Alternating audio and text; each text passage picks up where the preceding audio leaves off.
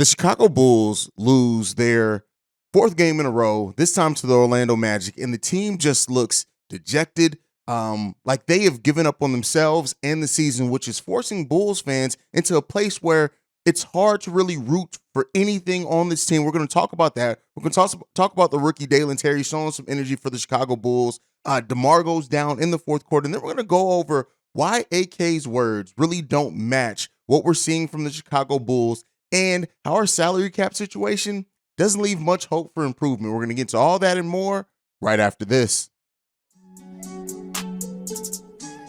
You are now tuned in to Chicago Bulls Central, your number one place for all Chicago Bulls news and content.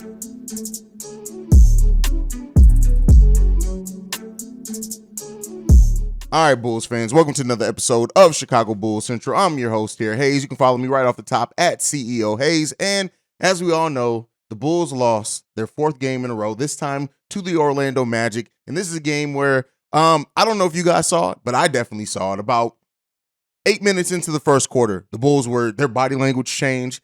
They were out of that game. It seemed like they had already, at that point, because they didn't have the lead, just, wrote it off as a loss already. And for a team that already doesn't play with as much heart, or any heart at times, that we deserve from this team, just seeing this team continually look dejected has just been, listen, it makes it hard to not only root for this team, but to have any hope for this team for the rest of the season. I said it on the post-game show, and I said it also in the halftime hangout. At this point, where I am with the Chicago Bulls team is that I'm just ready for the season to be over with. I'm ready to see what AK does and making changes, and we'll talk about how limiting we are, which actually, it adds some more fear about what the future actually looks like for the Chicago Bulls. But at the end of the day, like when you just look at this team play and watch it, this team had no energy. They were flat. And I know DeMar DeRozan came out since and said he had an injury. We'll talk about that here in a second as well. But the numbers just don't look right for this team. Another shooting 40% for this team, shooting 14% from three-point range. Over the last 3 games, the Chicago Bulls like 16 of 68 from the three-point line. And it's disgusting overall play. This team does not leave much hope for anything that any semblance of hope for this team. And so it's a terrible situation to be in. It's frustrating to be in. It's frustrating to see a team give this little bit of effort in this game. Like even the quote unquote big three, Zach shot 9 of 20 for 26 points. DeMar DeRozan shot 8 of 20 for 19 points. Nikola Vucevic 5 of 11, which is not bad, with 13 points and 13 rebounds, 1 assist, 2 steals. Vooch was, again, the most consistent Chicago Bull as he has been for us all season long. Outside of that, the flashes from Dalen Terry. We'll talk about Dalen. It was good to see the Rook get out there, get active in his minutes, and just flash some of his overall skill. It was good to see. That was the only bright spot from this game. Patrick Williams did some things defensively, but he goes 2 of 11 from the field.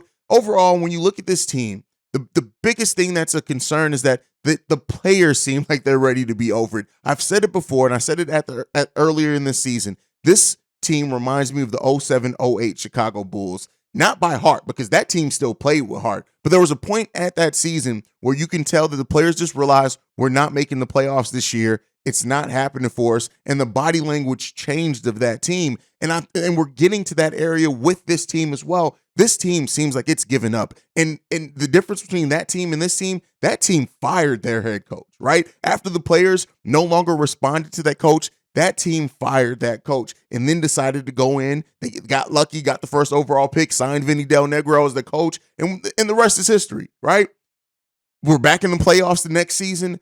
This team, while it does have talent on it, I want to be clear here, there is absolutely talent on the Chicago Bulls team, but it seems like they don't believe in their talent. And once that starts happening, the team that we had that was the fun team. You remember when this team, the first 25 games of last season, seemed like they liked each other. They were having fun out there. The brand of basketball they were playing were exciting. They were beating teams, albeit not the best teams in the NBA, but they were still beating teams. They had the number 1 record in the Eastern Conference, and we had some faith and hope in this team. And I really think that AK, some Bulls fans, and this team overall has really taken that 25-game excitement and now just try to spread it out over an additional year. And it's not getting us anywhere, right? This team, and I said this on the pregame show, at this point, this team can go on a 10-game winning streak and I would not care, right? Not that I wouldn't be excited, not that I wouldn't cover it, not that I wouldn't be happy for the team or the fan base, but I still know where this is all coming from. And that's hopefully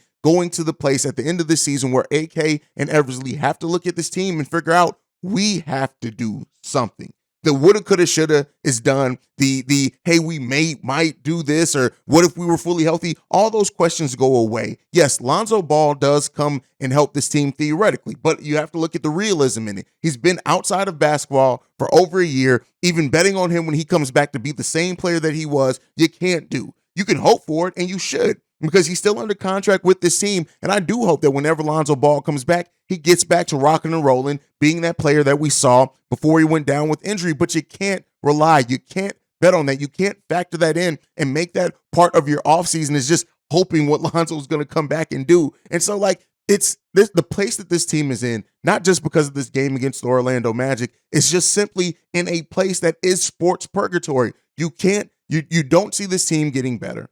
We don't have our own first-round pick this year. I still fight back against the people who say we have no draft picks. We got 5 out of our next 7 first-round picks. We have Denver's second-round pick, which we're going to probably end up losing to the Lonzo Ball tampering case. But it's just no clear path to improvement. And even if this team wants to go full rebuild, right, you still have head coach Billy Donovan locked in for a long-term extension that is then going to guide the development of those young players. I don't have much faith in that. And that's where we are with this Bulls team right now. This Bulls team doesn't seem like they have any faith in themselves, and thus we shouldn't have any faith in them, right? And that's where I sit right now. It's unfortunate. Does it suck? Absolutely. Is this where I wanted to be with the Chicago Bulls team right now? 26-31 on the season? Hell no, right? I did not want to be this place. And hopefully the Bulls didn't want to be this place. And us as fans didn't want to see this team struggle to this degree. But this is where we are. And it doesn't seem like it's going to change anytime soon. Now, in this game, DeMar DeRozan goes down in the fourth. Turns out he says that this injury that he's dealing with his leg and hip, that has been something that's been plaguing him, he said, since like 10 games before the Boston game. That's a large chunk of the season. That is months that he's been dealing with this.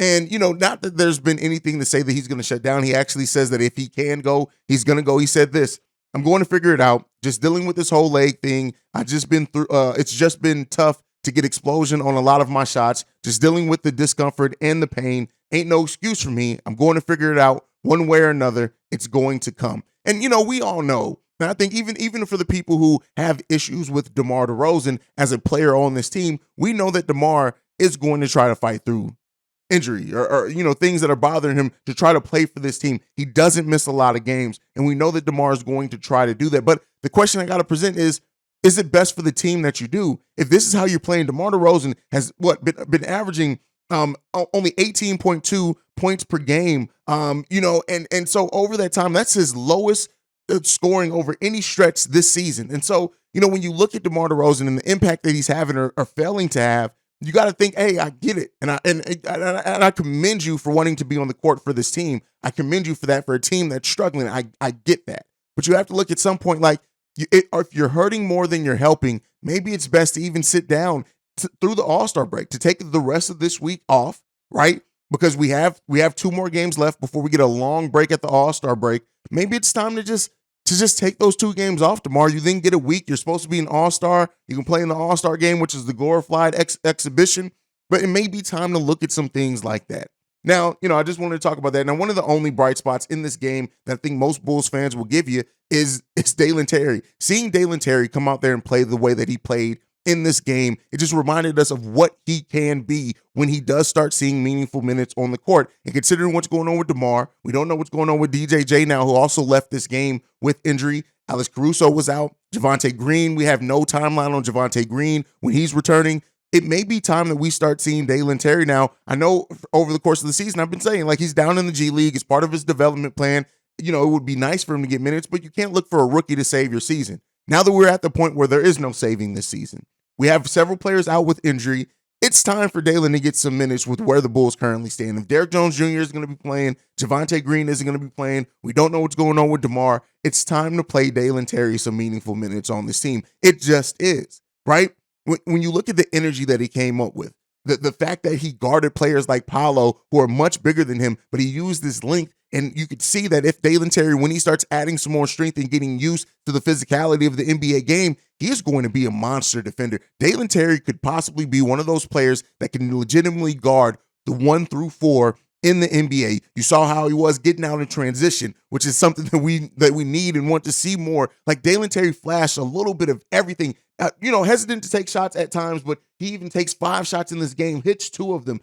Dalen Terry showed every little bit of what we want to see from a rookie that was drafted late in the first round. Yeah, he's not going to come in and be like a lottery pick, but Dalen Terry has tons of talent. And I get the fact that they can work on more aspects of his game down in the G League, but it's time. It's Dalen Terry time, especially with all the injuries surrounding this team. And it was good to see the Rook get out there. Yeah, did he have the deer in the headlights look a couple of times? Absolutely. He's a 19-year-old kid coming into the NBA who hasn't really got that chance to acclimate to the NBA playing heavy minutes. So that's going to be there a little bit. But getting to see Dalen play in this game it reminded a lot of Bulls fans of, hey, we do have some future talent on this team too. It's just we got to trust Billy Donovan to play and to use them. And so I do think that right now is the time for Dalen Terry to play. Especially, like I said, with the injuries, to take a look at him, not to necessarily start him, not to go into each game saying you're going to get 20 minutes each game, but give him a 6-minute stretch. After that point, give him another 6-minute stretch if he plays good in those 6 minutes. Work on him. Tell him what the things that he did right and wrong going into halftime, things like that. It's time to start building up the rookie because with the way things are looking, which we're going to get into the Bulls salary cap outlook here in a second, with the way that things are looking, it may be time to start developing some of these younger pieces because this struggle may be a long time coming for the Chicago Bulls. Now, one of the things that have been really bothering me and other Bulls fans and content creators in this space is some of the things that came out of AK's press conference. I know we've been spending a lot of time on this. We're going to get to some salary cap things and stuff with this as well. But one of the things, I'm going to do several quotes from him. One of the quotes is this: there's still wiggle room. There's parity in the East. I think the trade deadline shifted some quality towards the West, so there's a chance to compete in the Eastern Conference. And so, him alluding to the Nets there, and, he even later on in that did say how the Nets, they expect them to take a slide. Well, the Nets have a bunch of 3-and-D players that play pretty solid. They're not going to completely fall off the cliff like many teams that have traded superstars away. They're still going to be a tough team, a tough out. The Toronto Raptors did not break up some of the monotony that they have on the team with the players. They actually brought in Jakob Poeltl, and then now, they traded their 2024 first-round pick, which is top 6 protected, but now they are incentivized to go ahead and try to finish out the season strong. They still have OG, Gary Trent, Pascal Siakam, Fred VanVleet, all players that were kind of rumored in trade moves. So guess what? They are still playing to win, and they are ahead of the Bulls right now. The Atlanta Hawks, they added Sadiq Bey. The Knicks added Josh Hart. The Bucks added Jay Crowder. The 76ers added Jalen McDaniels. The Celtics added Mike Musula. The Pacers added George Hill and Jordan Noir. Every team around the Eastern Conference made moves. And so when you talk about the parity in the Eastern Conference, AK, you didn't even if there was parity before, you were below that bar of parity already. Those teams made moves to get better. The Bulls did not. So how does that parity affect and benefit the Chicago Bulls? The next one up. A reporter asked, AK, do you expect to make the playoffs? AK's simple response was yes. The Bulls are 15-10 in our last 25 games. We do have a net rating of 3.1 over that time, which is 6th in the NBA, which is solid. We're 21st in offensive rating, but one of the things with this is that while the Bulls have the second best defense over 2 weeks, one of the things that good defenses do, they do a few things. They limit quarter threes. The Bulls don't do that. They're the 25th team in the NBA in limiting quarter threes. The above the break 3-point shot, we're 26th in that. The near rim shots, we're 21st in that. What does that mean? We don't force teams to take bad shots. So what does it mean? How does the Bulls defense benefited? It seems like we're getting really, really lucky. And I have even touted the Chicago Bulls defense and their defensive rating lately. We have not done the things that great defenses do, even though the numbers would tell you that the Chicago Bulls are playing great defense. It seems like we're just running into teams that are just shooting bad. Now, again, some of that is said to the Chicago Bulls. You do have to give some credit to the way the Bulls are running out on threes. But by the numbers, we are not doing the things that great defensive teams do. We have great defensive numbers despite what our play would tell you, not because of it. Another quote from AK. I don't know regarding Zoe. I think he's making small improvements, but we're still going to have more information for you post All-Star break. What does that mean? The rumor that we heard before of the Chicago Bulls possibly shutting down Lonzo Ball at the All-Star break, that means that, yeah, that's probably going to happen. So the people that, Lonzo can save us, Lonzo Ball ain't walking through that door anytime soon. Now, this is all even more brought together and conflated by the fact that even if you look towards the offseason for improvement, the Chicago Bulls right now, with 9 players under contract, sit $12 million below the salary cap. But once you take into consideration the cap hold for Nikola Vucevic, the cap hold for Kobe White, the re-signing of Ayo Dosunmu, all these things, the Bulls then look to be negative the salary cap, still below the luxury tax. So we have some room. As we know with this team, the luxury tax is always our hard cap because we're not allowed to go into the luxury tax. The projected salary cap right now for next season, which may change, is $134 million. The Bulls right now are projected in guaranteed salary to have $140 million. What does that mean? We're going into the season above the salary cap. Now, there are some things that we can do to get below that. If we renounce or do not re-sign Nikola Vucevic or re-sign him, his cap hold is currently right now slated at $33 million. He's not getting a contract of that size. So that means once we do re-sign him to his actual contract or he goes elsewhere, that the actual number that he signs for becomes that cap hold instead of the $33 million, meaning the Bulls can free up about $12 million in cap space if they do sign Nikola Vucevic to a contract below that $33 million. They don't sign Kobe White. They don't re-sign Ayo. They don't re-sign Javonte Green. What does this mean for this team? It means that we know that they're probably signing Ayo Dosunmu. You factor in Ayo Dosunmu contract at, let's say, about $7 million.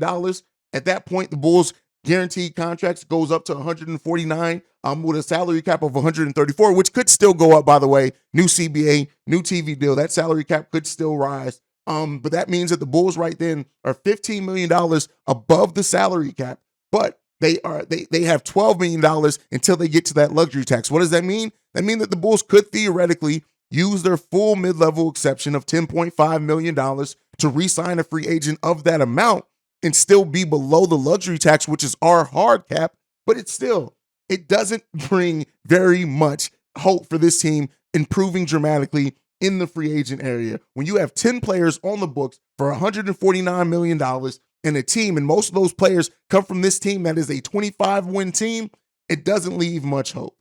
So just off the top, there is not enough space to re-sign Kobe White and Javonte Green unless this team moves and Alex Caruso doesn't sign to Nikola Vucevic, do some things like that. That is why what AK and Eversley have to do in this offseason is going to be huge. And so they have to be active in this offseason. And if they aren't active, if we really try to kick the can down the road, we're going to be a much worse team just by nature of us not going into the luxury tax. So what does AK and Eversley have to do? You got to start moving bodies. And you did not do that at this trade deadline. This Bulls team has no choice but to be active in this offseason. And a lack of activity in this offseason with making considerable moves is already going to be a death nail in the coffin of the Chicago Bulls. So it just, where we sit right now, it's not much hope for anything. And I don't mean to come on the show, have the show, and really, shoot down any hope for the Chicago Bulls, but this platform is built to be realistic. And where we sit right now, in reality, it's not a good place. We don't have cap space coming. We don't have a first round pick coming. We don't have the clear path to improvement that a lot of teams do. This AK and Eversley have to make their money again this offseason, meaning we have to have another offseason of activity. Is it coming? It remains to be seen. It remains to be seen. I guess we'll see. But this highlights the frustration of Bulls fans over their the thought process behind ownership and them not going into the luxury tax. It just gets to a point to where just to keep a solid team together, you have to go into the luxury tax, and most times than not.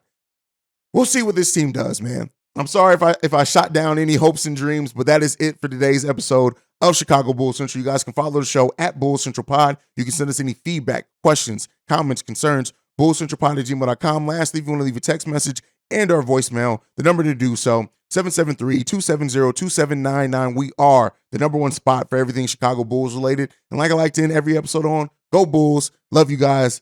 See red if you can, man. Peace, y'all. This has been a presentation of the Break Media.